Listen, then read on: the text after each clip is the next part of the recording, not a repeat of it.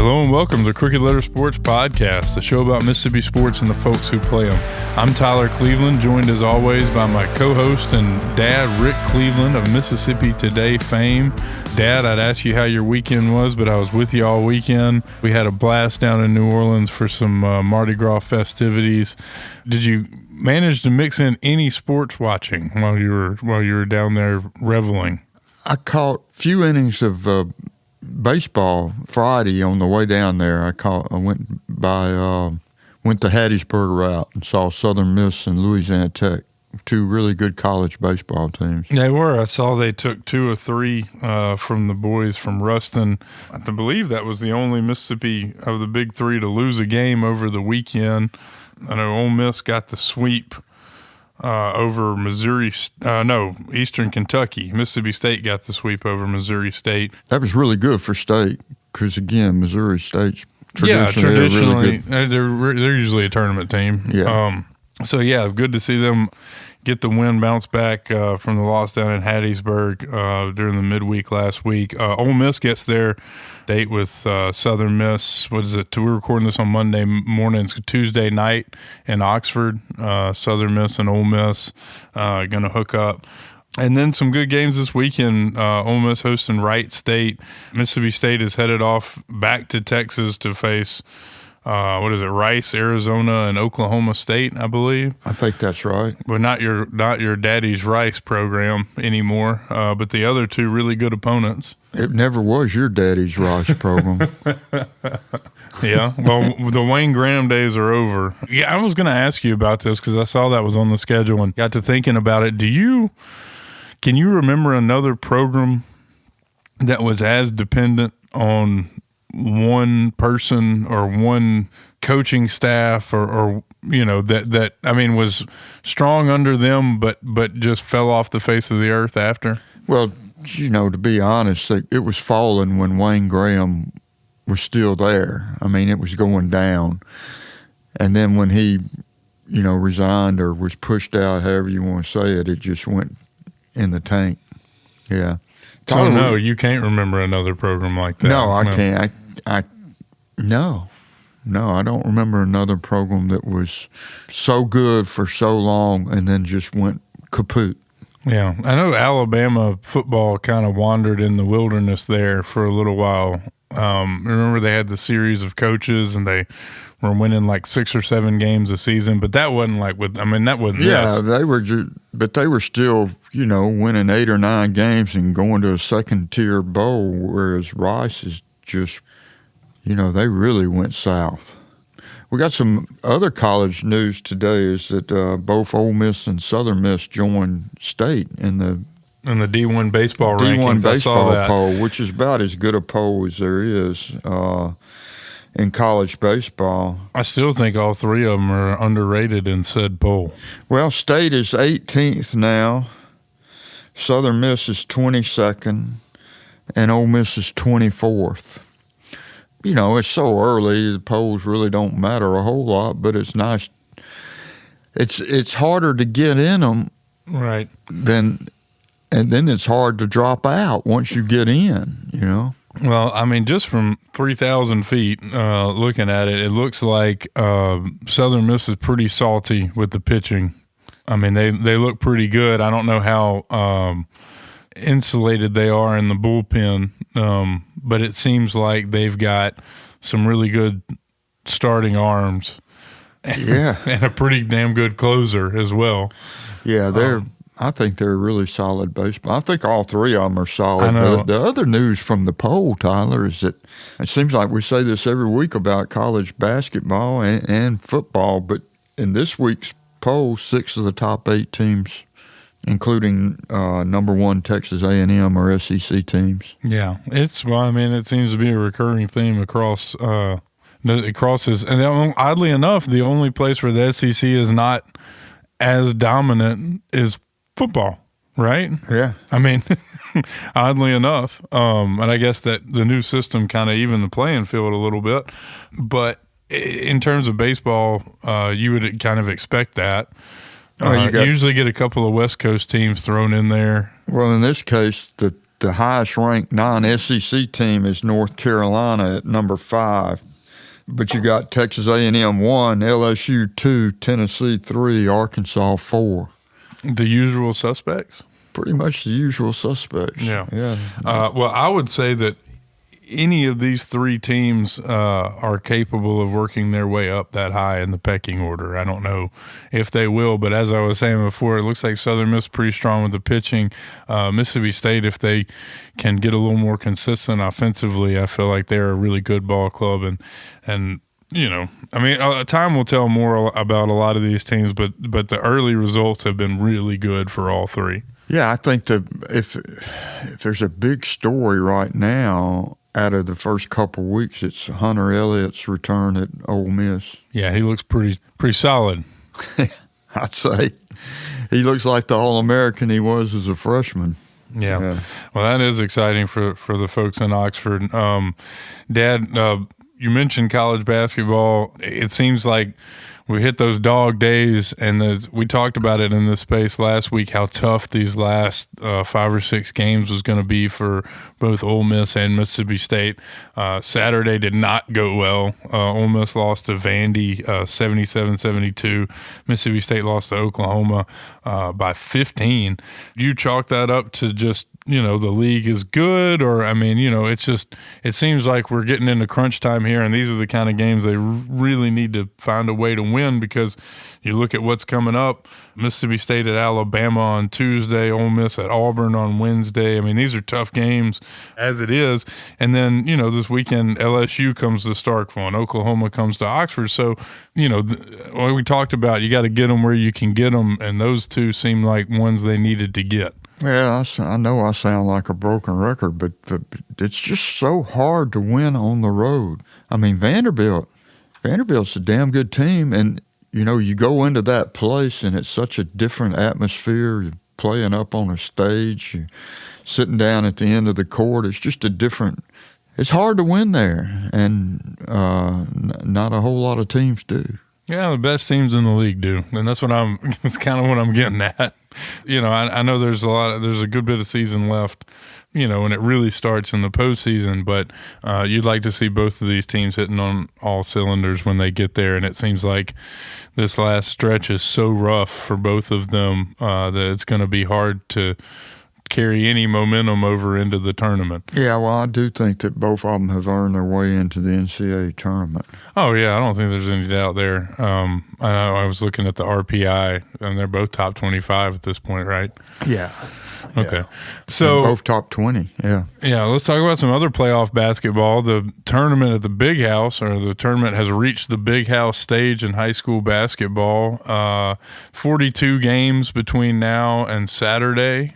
I know you are this is one of your favorite events. So I was going to ask you what you're looking forward to the most. Is it the interview areas outside of the locker rooms in the hallways? Is it the sound of the balls bouncing in the back of your head at night? You know, again, we're recording this on Monday morning at noon today. I'm going out to watch the Germantown. Watching Mo's kids. I'm watching Mo Williams' two kids who last year I saw them win a private school state championship, and this year I'm going to watch them try to win a public school state championship. Yeah, well, you got the jump on me. You've already seen some playoff basketball in person. You went to Raymond on Thursday, right? I did. I went out to Raymond, and boy, what a great facility they have. Mm-hmm. Have you been in that gym? Yeah, man. It's the house that Tony built. Yeah. Tony Tadlock, the friend of the show and a really good guy, is the head coach at Raymond. They've really got it humming down there, and that is a sparkling, beautiful high school gymnasium. The architect, whoever that was, gets an A+ from me. So who were you there to see? I have a son of a really good friend who was playing for St. Stanislaus. Yeah. And unfortunately they did not win. He played well, and it was just fun to get out and see a I'm glad I saw that gym for one thing. Yeah. Well, and this time of the year, you can get some good matchups even at that at the quarterfinal, point in the playoffs, because most everybody left is pretty good early you get some lopsided scores in those first two rounds. Yeah. But after that, it usually gets pretty good, and you saw a pretty good game, I believe. Yeah, I saw McLaurin play St. Stanislaus, and McLaurin is a good team. They could win it all in their Division 3A, and it was close game all the way till the end, and McLaurin pulled away. Well, there are some. I know there's some big games. You mentioned one today, Monday. There's Madison Central and Brandon are also playing, and we've got that features the Mr. Basketball winner from Brandon, Braylon Barnes, who's been a great player there for a couple of years. But, some other guys in this thing, they're still alive.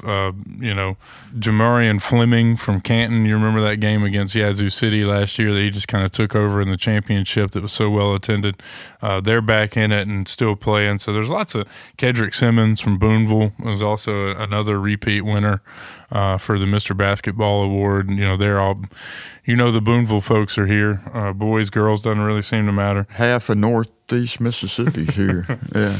Yeah, ought to be fun. So we got a lot going on there.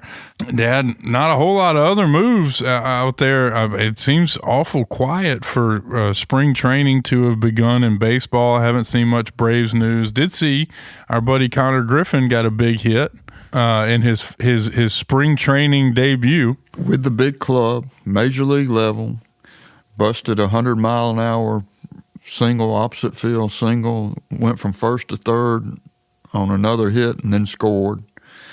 He's not going to play. I was about to say, they haven't changed his ETA yet. No, he's not going to play Major League Baseball, I don't think, this year. But what we saw from the clip he's got Major League speed right now. And he looks like he's put on some weight. He looks like he's, filling out really, really nicely. I mean, he's definitely looks good enough getting off the bus. Tyler, I can't remember in recent years a Mississippi kid that has done what he's done. I mean, starting your rookie season at age 18 with the big league club and then getting a hit in your first at bat, that's big.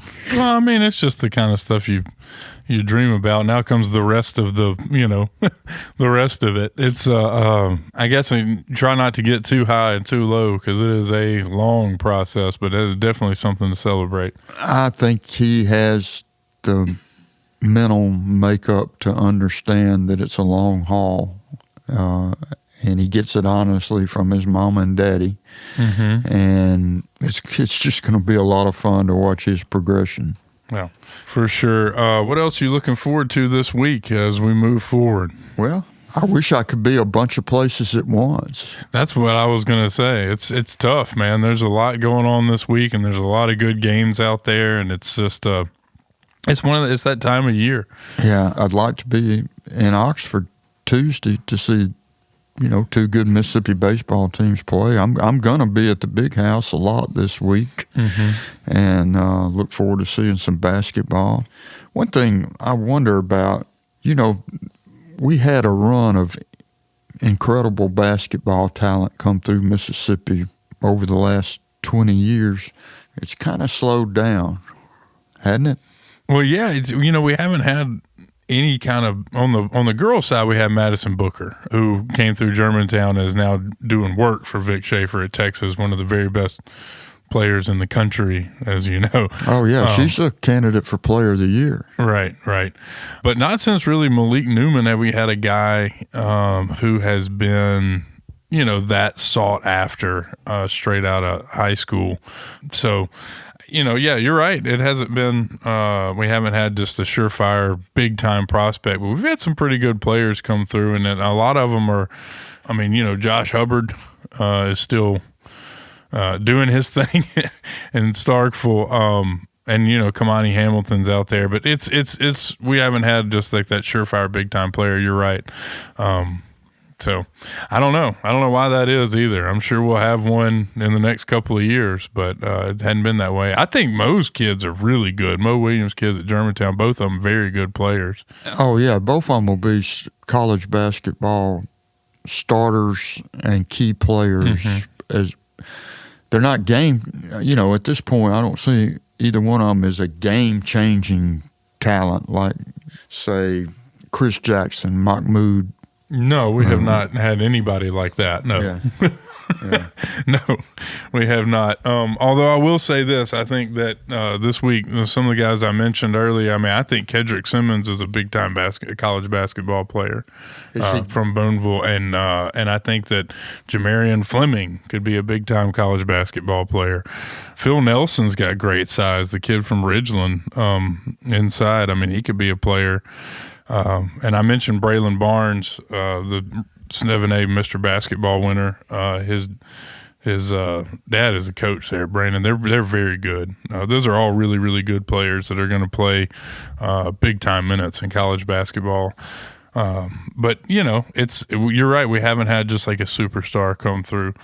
And that's fine. It's fun to get one every now and then, get a superstar player. Like when we had Madison Booker at the Big House a couple years ago. It was like the Madison Booker show. It was like her core. When they won the championship, it was like her kind of like her coronation. Yeah, I remember when we thought that Malik Newman's coronation was going to be in the Big House, and then some kid from Laurel just ate him alive.